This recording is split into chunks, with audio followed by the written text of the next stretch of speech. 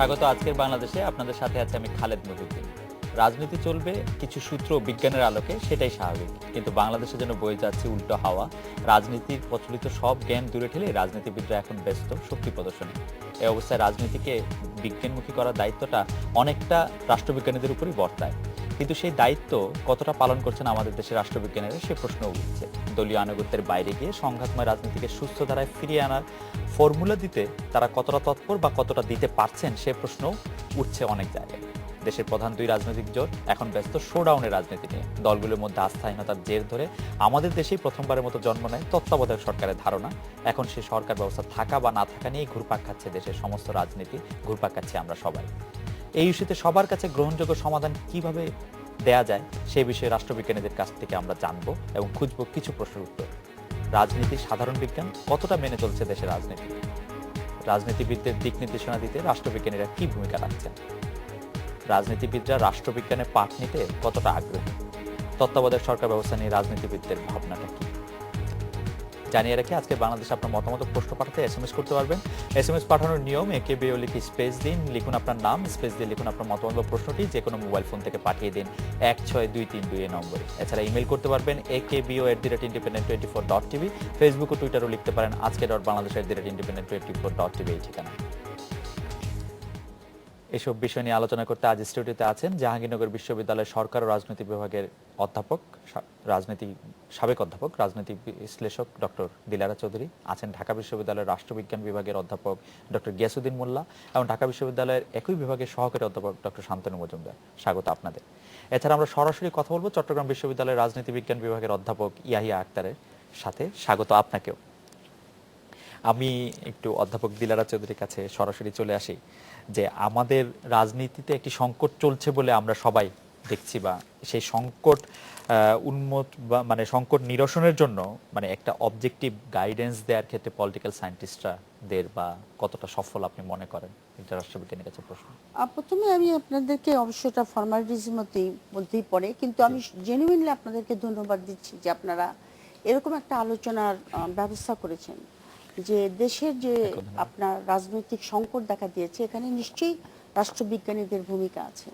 রাষ্ট্রবিজ্ঞানীরা আপনারা তাদের রিসার্চ, গবেষণা, লেখালেখির মাধ্যমে দিক নির্দেশনা করে থাকেন। এখন দিক নির্দেশনা তো আপনার যারা প্র্যাকটিশনার অথবা যারা রাজনীতি করছেন তারা কতদিন নেবেন না নেবেন সেটা কিন্তু তাদের উপরেই নির্ভর করছে।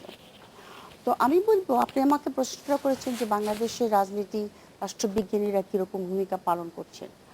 আমি বলবো যে এই জায়গায় আমার কিছু হতাশার কথা আছে। আমাদের দেশে রাষ্ট্রবিজ্ঞানীরা, আমার সঙ্গে দুজন রাষ্ট্রবিজ্ঞানী আছেন, আমি মনে করি তিনজন, সরি, হ্যাঁ উনিও আছেন আমার জুনিয়র কলিগ।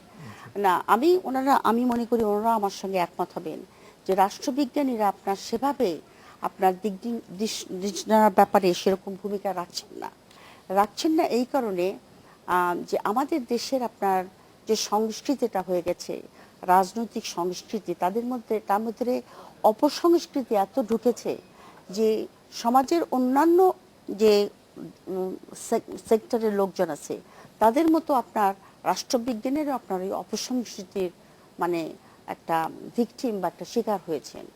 সুতরাং যে জাতীয় বলিষ্ঠ ভূমিকা রাষ্ট্রবিজ্ঞানীরা আপনার রাখতে পারতেন, সেটা বোধহয় রাখতে কিছুটা বাধাগ্রস্ত হচ্ছে। এটা কি আপনি কি যে অপসংস্কৃতির কথা বলছেন, এটা কি একটি দলীয় অবস্থান নেওয়ার? দলীয় অবস্থান থেকে আমি বলবো যে দলীয় অবস্থান থেকে যেটা চলে গেছে, যেটা আপনার আমাকে একজন ঠাট্টা করে বলেছিলেন, অবশ্য উনিও খুব বাংলাদেশের একজন খুব প্রমিনেন্ট লোক, উনি বলছিলেন যে উনি একজন ডাক্তার, বলছেন আমি কিন্তু বাংলাদেশের বুদ্ধিজীবীদেরকে মানসিক প্রতিবন্ধী বলি। আমি বললাম কেন আপনি মানসিক প্রতিবন্ধী বলেন কেন? বলে বুদ্ধিজীবীদের তো মুক্ত চিন্তার কথা, কিন্তু আমাদের বুদ্ধিজীবীরা কিন্তু মুক্ত চিন্তা সেভাবে করেন না। একটা জায়গায় এসে কিন্তু মুক্ত চিন্তাটা বাধাগ্রস্ত হয় দলীয় আনুগত্যের দিক থেকে। সেদিক থেকে আমার মনে হয় রাষ্ট্রবিজ্ঞানীরাও আপনার জড়িয়ে পড়েছে। অধ্যাপক গিয়াসউদ্দিন মোল্লার কাছে জানতে চাইবো যে প্রথমে আপা যে বিষয়টির অবতারণা করলেন যে দলীয় অবস্থানের কারণে রাষ্ট্রবিজ্ঞানীদের ভূমিকাটা কিছুটা অপসংস্কৃত বা একটা তর্কিত অবস্থায় এসেছে, সেটা ঠিক কিনা এই বিষয়ে? ঠিক আছে, আমরা আমাদের যেহেতু আমরা রাষ্ট্রবিজ্ঞানের চর্চা করি এবং প্রত্যেকটা মানুষের রাজনৈতিক কিছু ধ্যান ধারণা আছে, আদর্শ আছে, সেইখানে আমরা একটু কিছুটা বায়াস থাকি। কিন্তু আমার ধারণা হলো যে আমরা যেই কথাগুলো বলবো আমাদের রাজনীতিবিদরা ওই কথাগুলোর প্রতি শ্রদ্ধা প্রদর্শন করেন না। এবং মানে আপনারা যে পরামর্শ দিচ্ছেন সেই পরামর্শ বা যে কথাগুলি বলছেন সেটার প্রতি শ্রদ্ধা প্রদর্শন করেন না, না, কারণ বরং আপনাদেরকে আমরা শ্রদ্ধা প্রদর্শন করতে দেখি তারা যেগুলি বলেন সেগুলির প্রতি। না, মানে আমরা এটা শ্রদ্ধা প্রদর্শন করি না, তবে আমরা এটাকে কিন্তু গ্রহণ করি না। যেমন মানে একটা উদাহরণ দিয়েই বলি, এই যে আজকে যে সমস্যার কথা আপনি বললেন, সেই সমস্যা আমরা রাষ্ট্রবিজ্ঞানের তাত্ত্বিক দিক থেকে যদি বিশ্লেষণ করি তাহলে আমরা বলবো যে কনফ্লিক্টিং অ্যাটিটিউডটা রেখে সমঝোতায় আসেন। এবং এই সমঝোতা সবসময় বলা হচ্ছে আপনারা টেবিলে বসুন, একটা সমস্যার সমাধান করে নিয়ে আসেন। হ্যাঁ, কথা আলাপ আলোচনার মধ্যে আসলে সমস্যার সমাধান হবে। কিন্তু খুব অনমনীয়ভাবে নিজস্ব অবস্থানে থেকে এই সমঝোতার পথে কেউ যেতে চাচ্ছে না। কাজে আমাদের কথা শুনে কি? আমরা যদি ওই জিনিসটা বলি যে এই যে দেশে সাংঘর্ষিক রাজনীতি চলছে, সমস্যার সমাধানের জন্য সাংঘর্ষিক রাজনীতিকে ঠেলে রেখে একদিকে আপনাদেরকে টেবিলে বসতে হবে, পরস্পরের সাথে কথা বলতে হবে, পরস্পরের আইডিয়া নিতে হবে, তারপর একটা কনসেনসাসে অবশ্যই আসতে পারবেন। কিন্তু সেটা তো কেউ শুনে না। কারণ এই দেখেন, আজকে যখন এই জিনিস আসছে, গত 12ই মার্চে যেই বিএনপির যে মহাসমাবেশটা হয়ে গেল, সেইখানে বিএনপির পক্ষ থেকে 3টা কন্ডিশন দেওয়া হলো, এবং সেই 3টা কন্ডিশনের রিয়াকশন গতকালকে আমরা দেখেছি রুলিং পার্টি যারা আছেন আওয়ামী লীগের তরফ থেকে। জি, আজকেও একটা মহাসমাবেশ ছিল। সেইখানে দেখা গেছে যে এই সমঝোতার পথটাতে অনেকটা বাধা হয়ে আছে। কারণ তত্ত্বাবধায়ক সরকার ছাড়া ওনারা ইলেকশন যাবেন না, ইলেকশন হতেও দেবেন না। আর কনস্টিটিউশনের নিয়ম অনুযায়ী যেই জিনিস হয়েছে পঞ্চদশ সংশোধনীতে, সেখানে তত্ত্বাবধায়ক সরকার নামে অনির্বাচিত সরকারটা নেই। একটা অন্তর্বর্তীকালীন সরকারের মাধ্যমে নির্বাচনটা পরিচালনা করতে হবে। সেটা পরিষ্কারভাবে জানিয়ে দেওয়া হয়েছে যে তত্ত্বাবধায়ক সরকারের কোনো জায়গাই নেই। ফলে এখন সমঝোতাটা কোনখানে?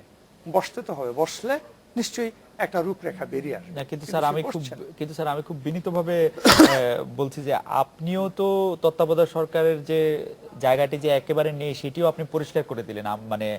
মানে আপনি মনে করছেন যে তত্ত্বাবধায়ক সরকারের অবস্থানটা নেই, তো এটা তো একেবারেই সরকারি দলের যে অবস্থানটা সেই অবস্থানটার একটা প্রতিরূপ আমি বলবো আর কি।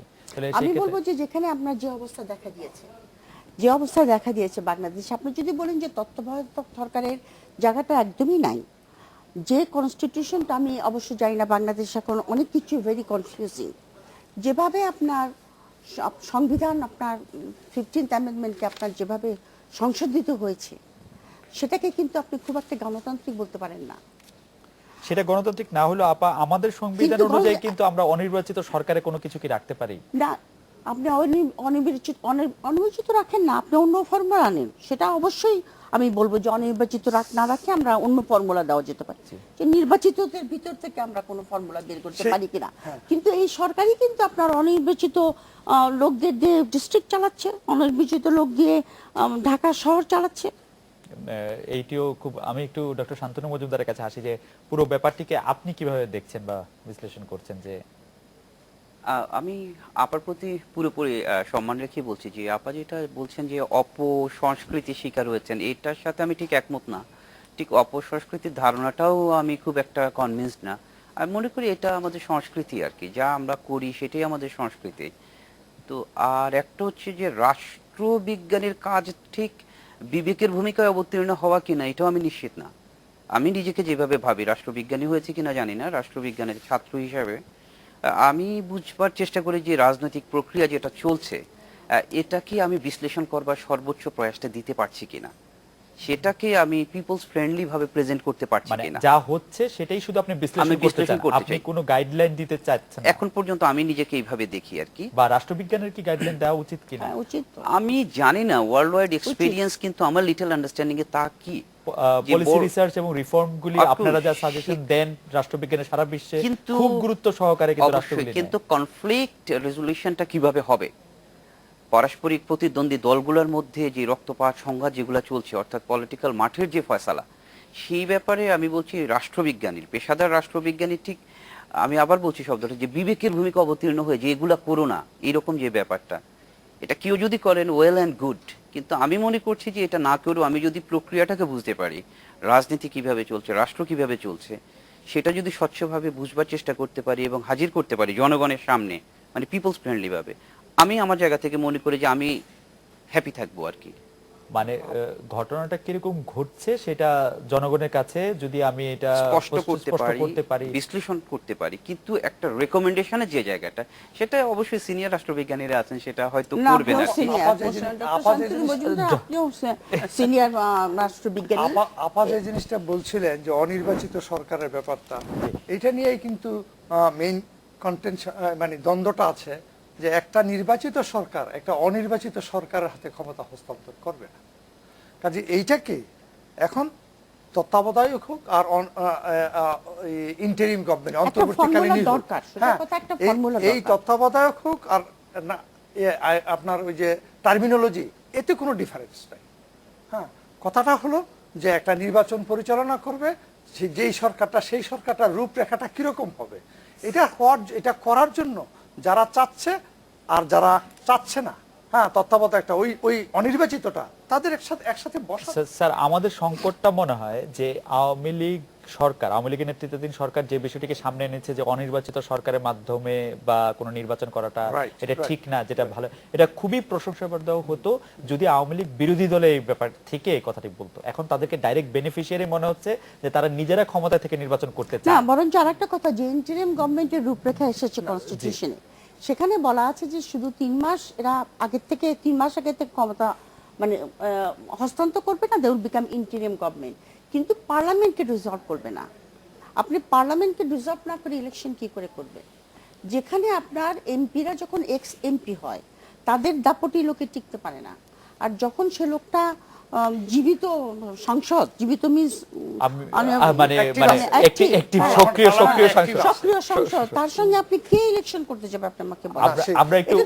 আমরা একটু অধ্যাপক ইয়াহিয়া আক্তারকে শুনি। পৃথিবীতে কোনোদিনও শুনি না আমি যে সংসদকে রেখে পার্লামেন্ট হয়, ইলেকশন হয়। অধ্যাপক ইয়াহিয়া আক্তারের কাছ থেকে শুনি যে পুরো বিষয়টি। অধ্যাপক ইয়াহিয়া, আপনি শুনছিলেন, এই বিষয়ে আপনার মত আমরা জানতে চাচ্ছিলাম। ধন্যবাদ। আমি যেখানে আলোচনা শেষ হয়েছে সেখান থেকে শুরু করি, তারপরে অন্য কোনো জিজ্ঞাসা থাকলে সেগুলো জবাব দেওয়ার চেষ্টা করব। যে তত্ত্বাবধায়ক সরকার অনির্বাচিত হবে কেন?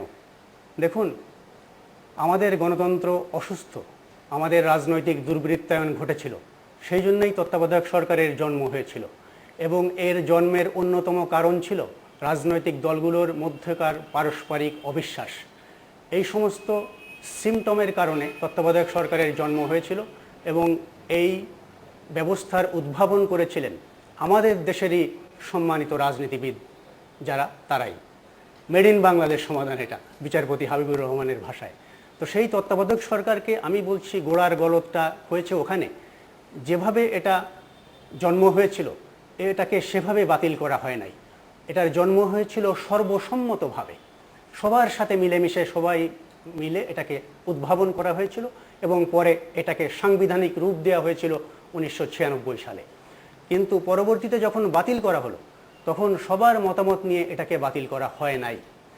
প্রথমত আপনারা বলছেন যে অনির্বাচিত সরকারের অধীনে নির্বাচন, স্যার আপনি যদি অনুমতি দেন, সরকারটা অনির্বাচিত, সেটাকে আমরা মেনে নেব কিভাবে? প্রফেসর ইয়াহিয়া, আপনি আপনার অনুমতি নিয়ে বলছে যে এটাকে সবার মতামত নেওয়ার কোনো সুযোগ কি ছিল? পার্লামেন্টে তো বিরোধী দল যাচ্ছে না, কিভাবে মতামত নেওয়া সম্ভব? আর তাছাড়া একটি তত্ত্বাবধায়ক সরকার ব্যবস্থা যেটা আমাদের সংবিধানের সাথে সরাসরি সঙ্গতিপূর্ণ না, সেটা আমরা আর কতকাল এই ব্যবস্থাটা আমরা বয়ে নিয়ে যাব? আমি কি এখানে একটু যোগ করতে পারি? না, সেটা তো সঙ্গতিপূর্ণ না, সেটা আমরা আর কতকাল এই ব্যবস্থাটা আমরা বয়ে নিয়ে যাব?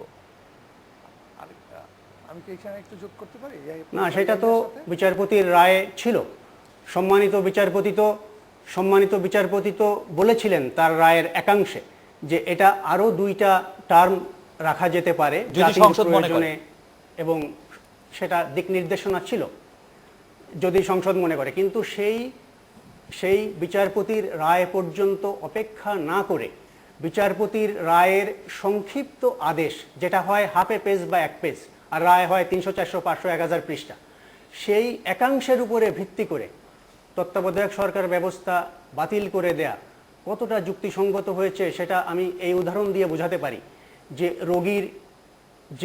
রোগীর নাকে অক্সিজেনের মাস্ক লাগানো আছে, কিন্তু রোগের সমস্ত লক্ষণ স্পষ্ট আছে, কোনো লক্ষণই কমে নাই, আপনি মাস্ক খুলে নিলেন, সেরকম অবস্থা হয়েছে।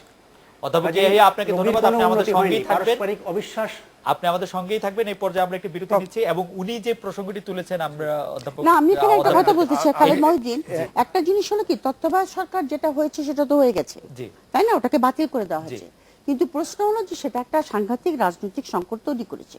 এখন আপনার প্রশ্ন, এবং আজকে আমরা যে জন্য এখানে উপস্থিত হয়েছি, যে এই সংকট থেকে উত্তরণ করতে হবে আমাদের, জি। এবং এই সংকটের জন্য রাষ্ট্রবিজ্ঞানীরা কি ভূমিকা পালন করতে করতে পারে। আমরা এটি শুনবো, একটা বিরতি নিয়ে আসি হ্যাঁ। আপা, যে আপনার কাছ থেকে শুনবো। আমরা একটা বিরতি নিচ্ছি, আমাদের সঙ্গেই থাকবেন।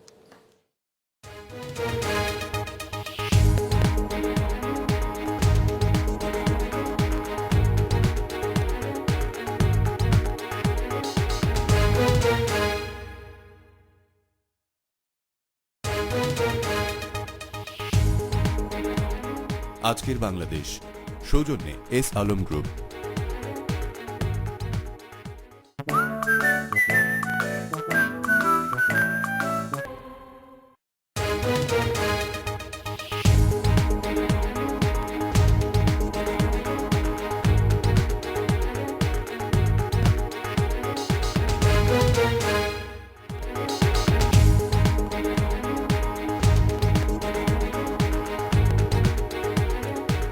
বিরতির পর ফিরলাম। আজকের বাংলাদেশে অধ্যাপক দিলারা চৌধুরী বলছিলেন যে এই তত্ত্বাবধায়ক সরকার নিয়ে রাজনৈতিক সংকট এবং তার উত্তরণের পথ নিয়ে। রাজনৈতিক সংকট একটা তৈরি হয়েছে, এবং এটা নিয়ে আমরা অন্তহীন বিতর্ক চালিয়ে যেতে পারি।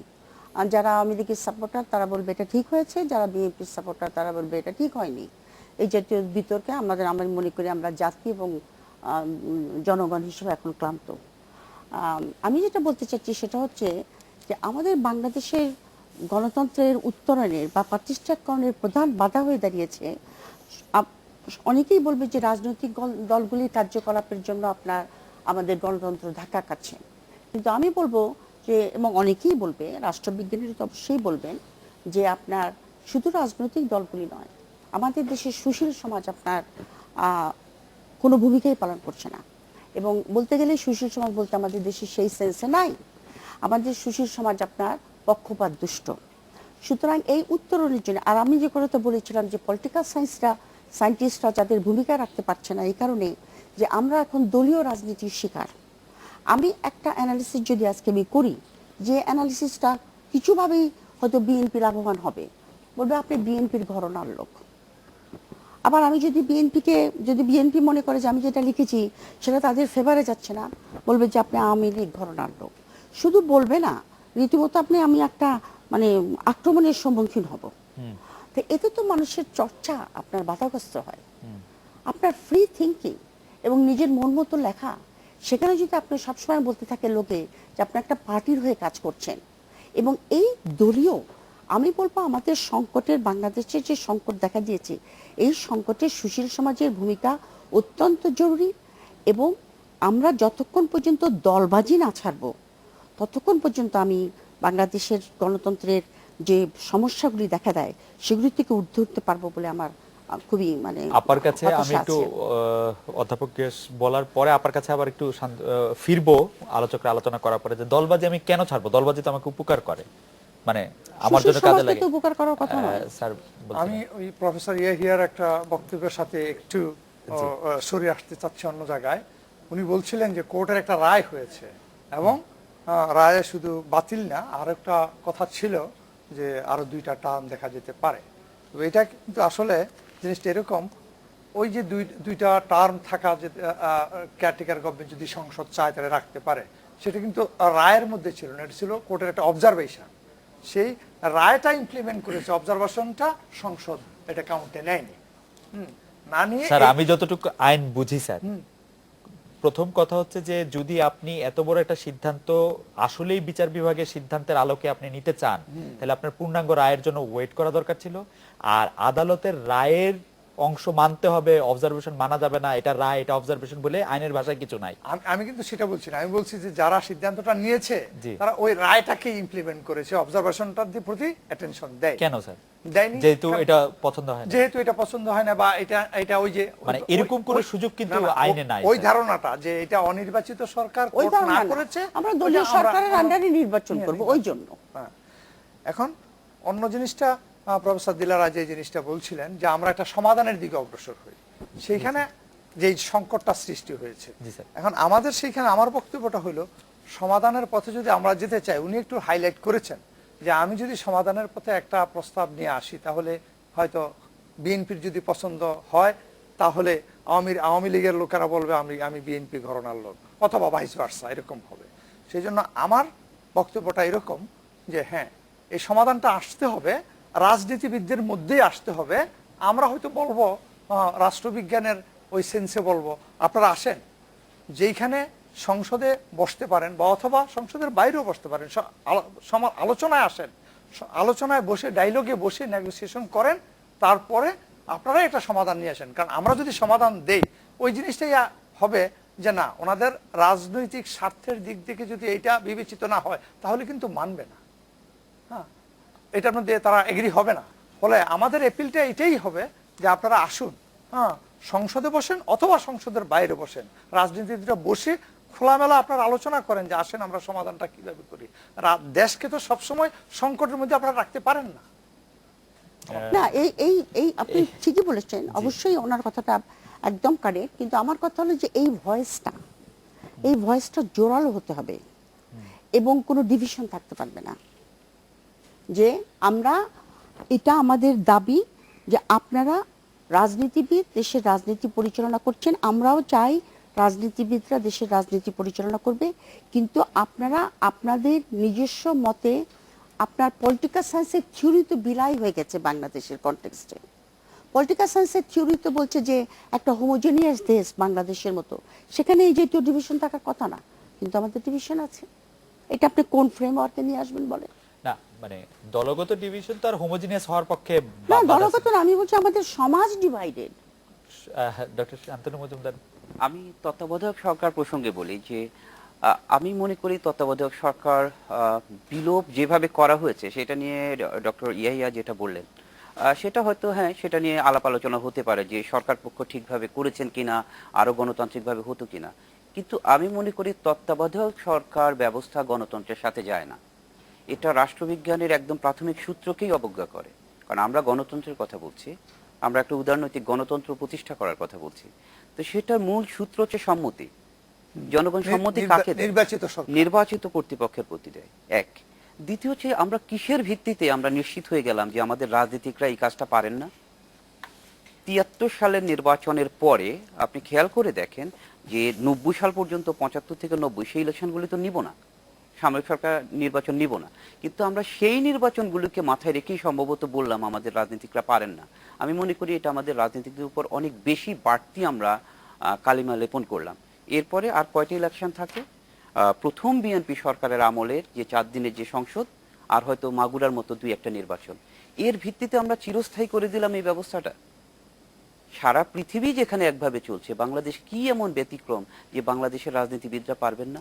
বাংলাদেশ স্যার, বাংলাদেশ আমার একটা প্রশ্ন ব্যতিক্রম। ছিল, Just আমার a একটা minute, প্রশ্ন ছিল। যে বাংলাদেশ ব্যতিক্রম এই কারণে যে পৃথিবীর কোনো গণতান্ত্রিক দেশেই পলিটিক্যাল পার্টিরা বলে না যে আমরা বসবো না, সমঝোতা করব না।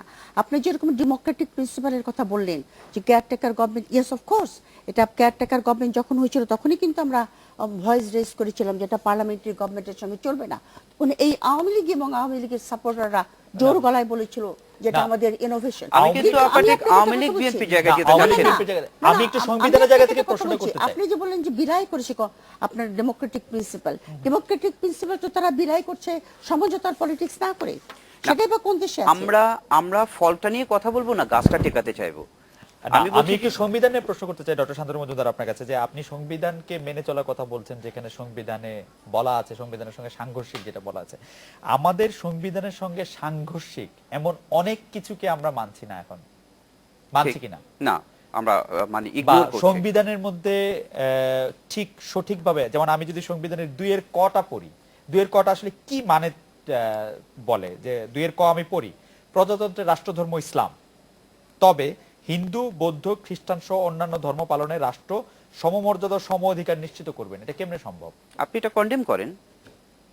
মানে আমি এই জায়গা থেকেই বলছি, তত্ত্বাবধায়ক সরকার প্রসঙ্গেও এই কথাটাই বলছি যে এটা এটা আমি যদি বলি যে গণতন্ত্র শক্তিশালী করব, এবং অ্যাট দ্য সেম টাইম বলি যে আমার 90 দিনের জন্য আমরা জ্ঞানী গুণী অত্যন্ত বিজ্ঞ লোকদের হাতে ক্ষমতা ছেড়ে দেব, ওনাদের স্কিলের ব্যাপারে আমার কোনো প্রশ্ন নাই। আমার প্রশ্নটা হচ্ছে যে আমাদের মূল সূত্রটা কি? আমাদের সূত্র হচ্ছে সম্মতি ভিত্তিক একটা শাসন ব্যবস্থা আমরা চাই। তাই যদি চাই, যেমন অস্ট্রেলিয়াতে আপনার কেয়ারটেকার গভর্নমেন্ট বলে, অস্ট্রেলিয়ার কেয়ারটেকার গভর্নমেন্টটা কি? নির্বাচিত সরকারটাই কেয়ারটেকারে পরিণত হয়। আমরা কন্ডেম করার কথা আপনি বলছিলেন যে আমরা সংবিধান না। নিয়ে দেশ চালার কথা বলছি। আমি যদি 2 ক এর ধারাবাহিকতায় 12 পড়ি, 12 পড়ার মধ্যে আছে হচ্ছে ধর্ম। আমরা কন্ডেম করার কথা আপনি বলছিলেন যে আমরা সংবিধান নিয়ে দেশ চালার কথা বলছি। আমি যদি 2 ক এর ধারাবাহিকতায় 12 পড়ি, 12 পড়ার মধ্যে আছে হচ্ছে ধর্মনিরপেক্ষতা বাস্তবায়নের জন্য ক সর্বপ্রকার সাম্প্রদায়িকতা, খ রাষ্ট্র কর্তৃক কোন ধর্মকে রাজনৈতিক মর্যাদা দান, গ রাজনৈতিক উদ্দেশ্যে ধর্ম ব্যবহার, এবং ইত্যাদি ইত্যাদি তারপরে বিলোপ হলো করা হবে। ইসলাম। কন্ট্রাডিক্ট করছে। তো আমাদের মানছি তো সংবিধান তো আমরা। আমাদের সংবিধান তো আমরা Full of মানে contradiction. কিন্তু আমি বলছি সেটা আমরা এপ্রিসিয়েট করব কিনা। না, আমার মনে হয় আমি একটাই তত্ত্বাবধায়ক- আমার মনে হয় প্রফেসর আমার কথা হলো যখন এটা একটা সংকট তৈরি করেছে, তখন আমাদের চিন্তা না, করতে হবে আমরা তো যে এই সবকিছু সংকটটা আমরা মানে উত্তরণ করব কি করে। আমরা তো একটা বই অনুসারে চলতে চাচ্ছি। অবশ্যই। আমরা তো একটা বই অনুসারে চলতে অবশ্যই। চাচ্ছি। আমরা চলতে পারছি কিনা বা আমরা চলছি কিনা বা বইটাই বই অনুসারে চলছে কিনা সেটা হচ্ছে আমাদের। বইটা অনুসারেই আমরা চলবো, কিন্তু বইটা যারা চালাবেন বইটা অনুসারে আমরা প্রথমে আস্থা রাখি কিনা যে রাজনীতিবিদ ছাড়া আর কিছু দ্বারা রাজনীতি হবে না। এই ব্যাপারে হচ্ছে যে আমি যেটা আমার মনে বলতে হয় চাই। প্রফেসর শান্তনু যে জায়গায় আসতে চাচ্ছেন যে যেই সরকারটার কাছে আমরা ক্ষমতাটা হস্তান্তর করব তার অ্যাকাউন্টেবিলিটি নেই, and they are not the representative of the people. সেই জিনিসটাকে আমরা কিভাবে গ্রহণ করে নিই? আমরা একটা বিরতি নিব, বিরতির পরে শুনবো যে সরকারের কাছে আমরা কোন একটি অনির্বাচিত সরকারের কাছে আমরা মানে দায়িত্ব ভাটা দিতে চাই না, কারণ তার অ্যাকাউন্টেবিলিটি নাই। বর্তমান সরকারের কতটা অ্যাকাউন্টেবিলিটি আছে সেটি রাষ্ট্রবিজ্ঞানীদের মুখে আমরা এটা শুনবো। আমরা একটা বিরতি নিচ্ছি, ফিরছি কিছুক্ষণ পরে।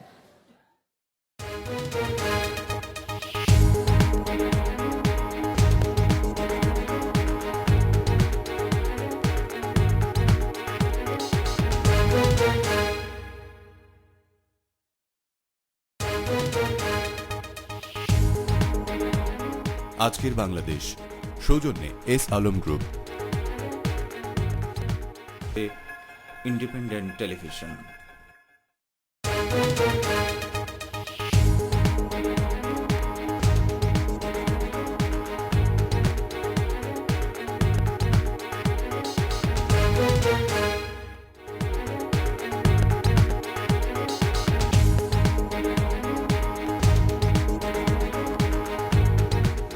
বিরতির পর ফিরে এলাম আজকের বাংলাদেশে। অধ্যাপক ইয়াহিয়া আক্তারের কাছে জানতে চাইবো যে সংকটের কথা আমরা বলছি, সেই সংকট থেকে উত্তরণের কি পথ বা কি দিক হতে পারে সে সম্পর্কে, অন্তর্বর্তীকালীন সরকার বা তত্ত্বাবধায়ক সরকার বা যে সংকটের কথাই আমরা বলি না কেন। এটা জি জি এটার উত্তর খুব বিস্তারিত, কিন্তু আমি সংক্ষেপে বলবো যে তত্ত্বাবধায়ক সরকারটা তো মূল কথা না, মূল কথা হচ্ছে নির্দলীয় সরকার হতে হবে।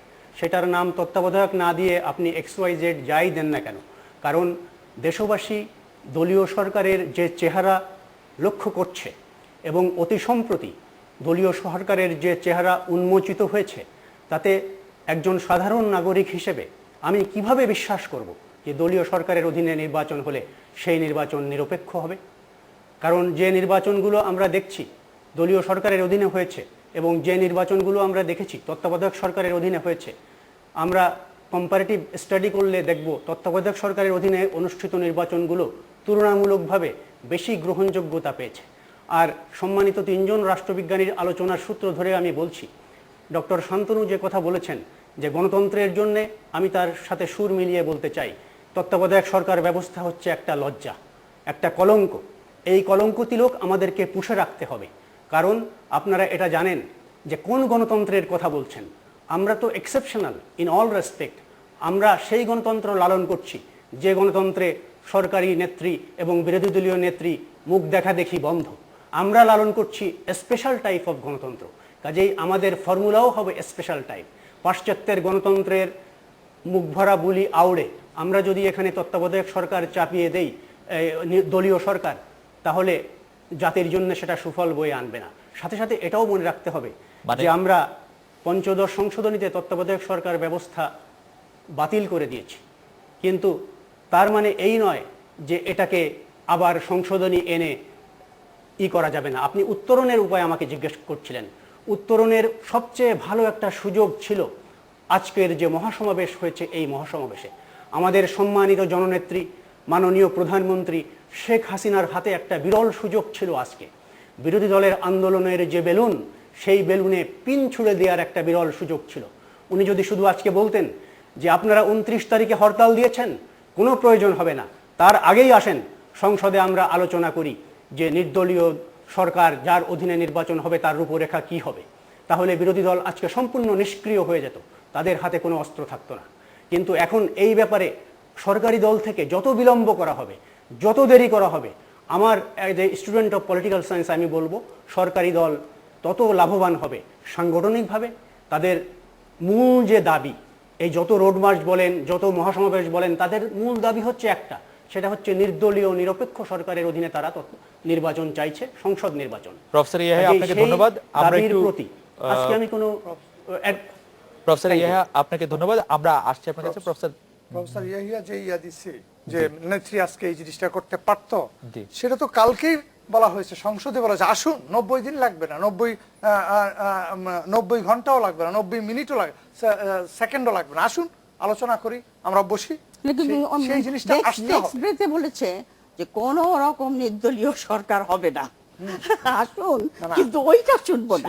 আপনি যাই বলুন না কেন, তার গাছটা আমার। আপনি যেটা বলছেন যে সমঝোতা হচ্ছে না, সেটাই তো প্রবলেমটা তো ওই জায়গায়। এখন আপনি যদি টেবিলে আসেন তাহলে সমঝোতা হবে। সমঝোতার টেবিলে টেবিলে আসার আগে আপনি যদি বলেন যে আপনার দাবিটা আমি মানবো না, কিন্তু আপনি টেবিলে আসেন, আপনি এসে দেখান, যদি না হলে তাহলে আপনি আবার বেরিয়ে যেতে পারবেন। হ্যাঁ, বলতে পারবেন। আমি বলবো বিরোধী দলের সেখানে বোকামি গিয়ে যে বসুক, বসে দেখুন। ওইটাই বলছি। কিন্তু সরকার যদি বলতো যে না আপনারা আসেন, আমরা খোলা মনে ডাকছি, তা তো বলে না, তারা আবার একটা লাইন লাগিয়ে দেয়। আবার বিরোধী দল তো আবার একই ভাবে বলে যে আমরা সংসদে যেতে পারি, আগে বাতিল করেন, পরে যাব। দুইটা দলের কথাই বলছি, জি, আগে দুইটা দলের খালি ফিরে দেয় যে আপনারাই বাতিল করেছেন, আপনারাই এটা প্রস্তাবটা নিয়ে আসবেন, কি হবে? আমি তো দুটা দলের কথাই বলছি, এবং এই দুটা দলের দ্বারা আমাদের বুদ্ধিজীবী সমাজ বিভক্ত হয়ে যে যার পজিশন থেকে এন্ডলেস ভাবে তর্ক চালিয়ে যায়। এই হলো বাংলাদেশের রাজনীতি। প্রফেসর শান্তনু মজুমদার মাথা নাড়ছিলেন। না, মাথা নাড়ছি, এটা যে আমার কাছে মনে হয় না অবস্থা এতটা শোচনীয়। না, আমার কাছে এতটা শোচনীয় মনে হয় না, কারণ আমি খুবই সচেতন থাকছি যে বাংলাদেশের জন্ম বৃত্তান্ত এবং বাংলাদেশ এমন কোনো, আমি যদি এখন আমাকে উপরের দিকে যে 10টা দেশ বা 15টা দেশের সাথে তুলনা করতে থাকি, মানব উন্নয়ন প্রতিবেদন বা যেগুলোকে উন্নত দেশ বলে, তাহলে আমি কি করছি, ম্যাপের মধ্যে যে 100-200 মতো দেশ আছে, পোস্ট কলোনিয়াল সোসাইটি যেগুলোকে বলি, সেগুলির যে এক্সিস্টিং সিনারিও আমি কিন্তু ইগনোর করছি। আমাদের দুই নেতৃত্ব দেখা দেখি করেন না, এই তো ব্যাপার। আর আফ্রিকাতে আপনি দেখবেন যে একজন আরেকজনকে বন্দুক নিয়ে তাড়া করার মতো অবস্থা। প্লিজ ডক্টর শান্তনু মজুমদার, আপনি আফ্রিকান এক্সাম্পল আনবেন না, কারণ আমি এই কথা শুনে শুনে ক্লান্ত যে আমরা কঙ্গোর চেয়ে ভালো আছি। কঙ্গোর ইতিহাস আর আমার ইতিহাস তাকিয়ে দেখেন, এটা কি একটা কম্পারিজনের ব্যাপার হলো? মানুষ কম্পারিজন করবে ভালোর সঙ্গে, আপনি ইন্ডিয়ার সঙ্গে তুলনা করেন, যার সঙ্গে আমরা একসঙ্গে ইন্ডিয়া আমাদের চেয়ে অনেক ভালো আছে। তবে ওইটাও কিন্তু সত্য যেটা প্রফেসর ইয়াহিয়া বললেন যে এটা কলঙ্ক তিলক আছে, এটা আমাদের বয়ে যেতে হবে। আমি কিন্তু এখানে কমপ্লিটলি ডিসএগ্রি করি, কারণ আপনার যদি যেই তত্ত্বাবধায়ক সরকার আছে এইভাবে যদি চলে, তাহলে ওই যে যেমন হাবিবুর রহমান সাহেব বলছে যে আমরা একটা আত্মমর্যাদাশীল জাতি হতে চাই। পৃথিবীর লোকে জিজ্ঞেস করে এটা কি জিনিস তোমাদের পার্লামেন্টারি সিস্টেমে? অথচ আমি বাংলাদেশে শুনেছি যে কেয়ারটেকার গভর্নমেন্ট এমন একটা ইনোভেশন, অন্যান্য দেশগুলিকে এটা নকল করছে। সেটা রক্ষা করতে পারেনি তো, 3টা ইলেকশনে রক্ষা করতে পারেনি। মানে কেন পারেনি? দেখেন, প্রথম যখন হয়েছে, প্রেসিডেন্টের উদ্যোগে হয়েছিল, আপনার কু হয়ে যাওয়ার অবস্থা ছিল, হাবিবুর রহমান সেটা থামাইছে। তারপরে লতিফুর রহমানের কেয়ারটেকার গভর্নমেন্ট কন্ট্রোভার্সিতে ভুগছে, তারপরে কেয়ারটেকার গভর্নমেন্ট তার আয়ু বাড়াই দিল, 90 দিনের চেয়ে 2 বছর চলে গেল, 7 এবং 8। তারপরে গিয়ে ইলেকশন দিল। সেই জন্য কেয়ারটেকার গভর্নমেন্টের জার্নিটাও ইট ওয়াজ নট ভেরি স্মুথ। না, আমার ছোট্ট একটা প্রশ্ন শুধু, Then let us find যে out another পুরনো formula. প্রশ্নটা, ভুলে যাওয়া প্রশ্নটা, যে কিসের ভিত্তিতে আমরা ঠিক করলাম যে কয়টা ইলেকশন স্টাডি করার পরে আমরা ঠিক করলাম যে রাজনৈতিক দলগুলো আন্ডারে সুষ্ঠু নির্বাচন হওয়া সম্ভব না? 86 88 75 থেকে 90 79 ইলেকশন তো আমরা নেব না। 73 থেকে 75 থেকে 90 কেন নেব? হ্যাঁ 75 থেকে 73 90 থেকে কেন শুরু নেব? করেন 75 থেকে 73 না, 90 নিব না। অগণতান্ত্রিক আমল আমরা কথা বলবো, নির্বাচিত গণতন্ত্র গণতান্ত্রিক আমলের কথা আমলে। জানেন, 73 নিয়েও কারো 1973 কারো আপত্তি election was থাকবে। Yes, also rigged তাহলে হয়েছে। একটি ইলেকশন আর পরবর্তীতে আপনি একটানে আসছেন কোন জায়গায় আপনি খেয়াল করে দেখেন। 96 সালে যদি আপনি বলেন যে মাগুরা এবং খালেদা জিয়া সরকারের মিরপুরের election। তাহলে আমরা হাতে গোনা 2-3টা নির্বাচনের ভিত্তিতে আমরা সিদ্ধান্ত নিয়ে নিলাম যে আমাদের রাজনীতিবিদরা কোনোভাবেই সমর্থ নয়। কেন? রাজনীতিবিদরাই তো ডিসাইড করেছে, আমরা তো করিনি। না না, ডিসাইড করেছে। আমি বলছি যে এটাও একটা শেম যে তারা নিজেরা বললেন যে আমরা ক্যাপেবল না। তাহলে এখন যদি তারা যদি মনে করে থাকেন যে তারা আমি কিন্তু এই caretaker ভুলে যাওয়া government চলবে প্রশ্নটা না, যে আমি আবার আনতে চাই যে কয়টা নির্বাচনের ভিত্তিতে আমরা ঠিক করলাম এই কিন্তু কথাটা। ডক্টর শান্তনু মজুমদার, আপনি কি সত্যি মনে করেন যে এই সরকারের উপর 12 তারিখের সমাবেশ এবং মহাসমাবেশ এবং 14 তারিখে আজকে যে সমাবেশ মহাসমাবেশ হলো, আপনি কি মনে করেন যে এই সরকারের উপর এতটা আস্থা দুই দলই আসলে রাখতে পারবে বা সবাই রাখতে পারবে যে তারা একটি নির্বাচন কোন রকম প্রভাব প্রতিহীন ভাবে দেখেন, করবে? আপনি কিন্তু শুরু করেছেন যে রাষ্ট্রবিজ্ঞান সম্মতভাবে কথা জি, বলা ইত্যাদির ব্যাপারে। এখন প্র্যাকটিসের জায়গায় আলাদা থাকতে পারে, কারণ এই বড় দুই দলের কেউ কারো উপরে কনফিডেন্স নাই। নাই, জি। সেটা নিয়ে আলাদা আলোচনা হতে পারে, কথা জি, বলা ইত্যাদির ব্যাপারে। এখন প্র্যাকটিসের জায়গায় আলাদা থাকতে পারে, কারণ এই বড় দুই দলের কেউ কারো উপরে কনফিডেন্স নাই, জি। সেটা নিয়ে আলাদা আলোচনা হতে পারে কিভাবে কনফিডেন্স বিল্ডিং হবে। জি। কিন্তু আমি কিন্তু একেবারে মৌলিক প্রশ্নটা তুলতে যাচ্ছি, কেন নির্বাচিত কর্তৃপক্ষের পরিবর্তে একটি অনির্বাচিত কর্তৃপক্ষের হাতে আমি 90 দিন রাষ্ট্রকে ছেড়ে দেব? এটা আমি ধরে নিচ্ছি এনারা সবচেয়ে সৎ, সবচেয়ে যোগ্য, সবচেয়ে নিবেদিত, কিন্তু জি। কেন? এইখানে এটা আমি সম্মতি আমি সূত্র আমি অগ্রাহ্য এখানে করে। দিতে যোগ চাই করতে চাচ্ছি যে এই যে উনি যেটা বলছেন, ডক্টর শান্তনু মজুমদার বলছেন রাষ্ট্রবিজ্ঞানের থিওরির কথা, জি, বুঝলেন? জি। কিন্তু বাংলাদেশ যে কথা বললাম, আমিও বলেছি, ডক্টর ইয়াও বলেছেন, দেখি। বাংলাদেশের রাজনীতি খুবই ব্যতিক্রম ধর্মী। আপনি পলিটিক্যাল সায়েন্সের থিওরি, অনেক থিওরি এখানে অ্যাপ্লাই খাটাতে করা পারবেন, যাচ্ছে খাটাতে পারবেন না, আচ্ছা, একটু। পারা যাচ্ছে, ইটস ট্রু। কিন্তু একটা জিনিস সামনে দেখে লোকেন যে শান্তনু যে জিনিসটা বলেছেন যে ওই যে 91 এর যে ইলেকশন, হ্যাঁ, সেই থেকে আমরা কেয়ারটেকার গভর্নমেন্টের এরা ধরবো যে এইটা থেকে আসছে। সেটা কি দুইটা ইলেকশন বিএনপি সরকার ঠিকভাবে স্বচ্ছতা রেখে করতে পারেনি। হ্যাঁ, কিন্তু এখন যদি আপনার এই সরকারের অবস্থায় এসে যদি আবার ওইখানে দাঁড়ান, তাহলে দেখতে হবে যে এই সরকার কিন্তু ইলেকশনগুলো, যেমন আমাদের chief election commissioner doctor Shamsul Haque বলে গেছেন যে এই সরকার আমাদেরকে কোনো প্রেসার দেয়নি। কয়েকটা ইলেকশন, নারায়ণগঞ্জ, চিটাগং, ব্রাহ্মণবাড়িয়া, হ্যাঁ, এই ইলেকশনগুলো সরকার স্বচ্ছভাবে করেছে, প্রেসার দেয়। আমরা ওই এটা অবশ্য আমি মানতে রাজি ছিলাম যদি আপনার 22শে মার্চ এবং 11ই মার্চের ঘটনাগুলি না দেখতাম, যেখানে সরকার, এই ঘটনাগুলি যেখানে সরকার এবং দল এক হয়ে গেছে। আমরা একটা বিরতি নিচ্ছি, বিরতির আপনি পরে বলেন, শুনবো যে যখন অন্তর্বর্তীকালীন সরকারটা, সেই সরকারি যেই দল মেজরিটি, সেই দল করে তো সরকার গঠন করেছে। আমরা একটা বিরতি নিচ্ছি, বিরতির পর আবার আলোচনা ফিরবো, আমাদের সঙ্গেই থাকবেন। সরকার কি দলের জন্য?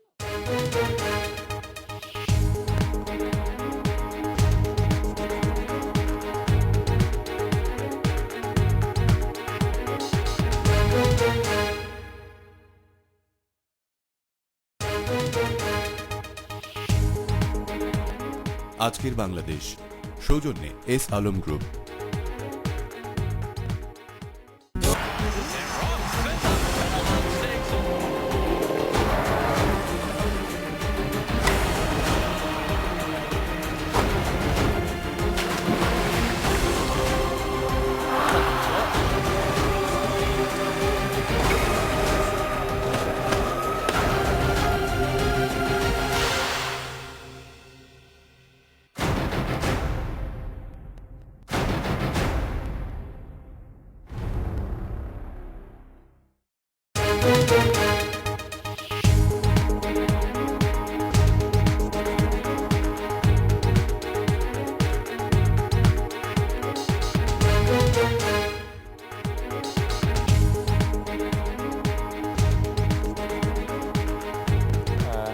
ফিরলাম আজকের বাংলাদেশে। প্রফেসর গিয়াস বলছিলেন যে সংসদে গিয়ে এই কথাগুলি বলার ক্ষেত্রে কে রাখতে পারতো অবদান সেই প্রসঙ্গে। আপনার আজকের এই অনুষ্ঠানের মাধ্যমে, হ্যাঁ, আমি আমাদের বিরোধী দলের প্রতি একটা স্বনির্বন্ধ অনুরোধ রাখবো যে আপনারা সংসদে আসুন, একটা প্রস্তাব নিয়ে আসুন, তাহলে জনগণের কাছে অনেকটা গ্রহণযোগ্যতা এসে যাবে যে আমাদের বিরোধী দল একটা সৃজনশীল কনস্ট্রাকটিভ ভূমিকা পালন করেছে আমাদের রাজনৈতিক সংকটটা দূর করার জন্য। যদি ব্রুট মেজরিটির কারণে আওয়ামী লীগ এটা অ্যাকসেপ্ট না করে বা আওয়ামী লীগ ওনাদের সাথে কোঅপারেট না করে, তাহলে ওনারা আজকে যেমন মাঠে জনগণের সামনে অনেকগুলো মেসেজ নিয়ে আসতে পারতেছে, এই মেসেজটাও নিয়ে আসতে পারবেন যে আমরা গিয়েছিলাম, রুলিং পার্টি আমাদেরকে আহ্বান করেছিল, আমরা সেই আহ্বানে গিয়েছি, আমাদের প্রস্তাব দিয়েছি, কিন্তু আমাদের প্রস্তাবের বেশ উইজডম ছিল, কিন্তু উইজডমটাও তারা মানেনি।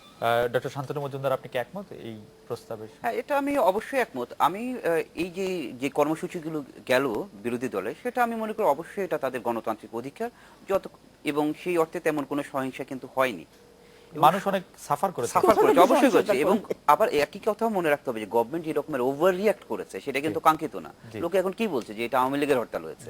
হ্যাঁ, তো কিন্তু একই সাথে আমি চাইবো যে বিরোধী দল যে কথাগুলি মাঠে বলছেন সেগুলি সংসদে যেও তারা বলুন, তখন তারা কিন্তু পুরোপুরি লোকের কনসেন্টের কাছে যেতে পারবে যে লোক আমরা সংসদে এসে আমরা কথাগুলি বলছি কিন্তু সরকার নোটে নিচ্ছে না। এখন যে প্রক্রিয়াটা আছে এইভাবে যদি থাকে তাহলে হয়তো ওনারা যে ক্রেডিবিলিটি তৈরি করতে চাচ্ছেন আমার সন্দেহ আছে সেটা পারবেন কিনা। প্রফেসর ইয়াহিয়ার কাছে জানতে চাইবো যে সংসদে গিয়ে কথা বলার একটি প্রস্তাব এসছে আলোচকদের কাছ থেকে, এই বিষয়টি আপনি সমর্থন করেন কিনা খুব সংক্ষেপে যদি আমাদেরকে বলেন। হ্যাঁ, সংসদে হলে তো সবচাইতে ভালো হয়, কিন্তু সংসদের বাইরেও যে আলাপ আলোচনা করা যাবে না সেটাও আমি মনে করি না। কারণ সংসদীয় যে পরিবেশ যেটা আমরা লক্ষ্য করছি, সেই পরিবেশের ভেতরে যদি করা সম্ভব হয় ভালো হবে। তবে আমি এটাও মনে করি যে বিরোধী দল যে যদি সংসদে প্রস্তাব দেয় সেই প্রস্তাব মিনিংলেস হবে যদি সরকারি দলের সদিচ্ছা না থাকে। কারণ মেজরিটির কারণে আগেরবার যখন তত্ত্বাবধায়ক সরকারের বিল পাশ করা হয়েছিল 96 সালে, তখন কিন্তু সরকারি দলই সেটা পাশ করেছিল। এবারও যদি পাশ করতে হয়, এবারও যদি সরকার সেই আশ্বস্ত করে যে আমরা নির্দলীয় সরকারের অধীনে নির্বাচন করব, সেই কথাটাই তো বলছে না। সেই কথাটা বললে বিরোধী দল গেলে আরো লাভবান হবে। আর 12 তারিখে যে জিনিসটা করা হয়েছে, দলীয় সরকারের প্রতি দেশের মানুষের আস্থা আরো হ্রাস পাবে। কারণ একটা সাংবিধানিক প্রোগ্রাম ছিল রোড মার্চ, যেটা হরতাল সংস্কৃতি থেকে বের হয়ে এসে বিরোধী দল একটা সরকার বিরোধিতায় নতুন মাত্রা যোগ করেছিল। সেই অঞ্চল ভিত্তিক রোড মার্চগুলোর মাধ্যমে তারা সাংগঠনিকভাবেও লাভবান হয়েছিল এবং সারা দেশের রোড মার্চের শেষ পর্যায়ে তারা 2 মাস আগে চট্টগ্রামের পলো গ্রাউন্ড থেকে এই ঢাকা মহাসমাবেশ ঘোষণা করেছিল। জি, অধ্যাপক ইয়াহিয়া, আপনাকে ধন্যবাদ আজকে এই মতামত দেওয়ার জন্য। আমাদের এখানে শেষ করতে হচ্ছে। দিলারা চৌধুরী, অধ্যাপক দিলারা চৌধুরীর কাছে শেষ কথা শুনুন। হ্যাঁ, শেষ কথা হলো আমি ওনার সঙ্গে একমত।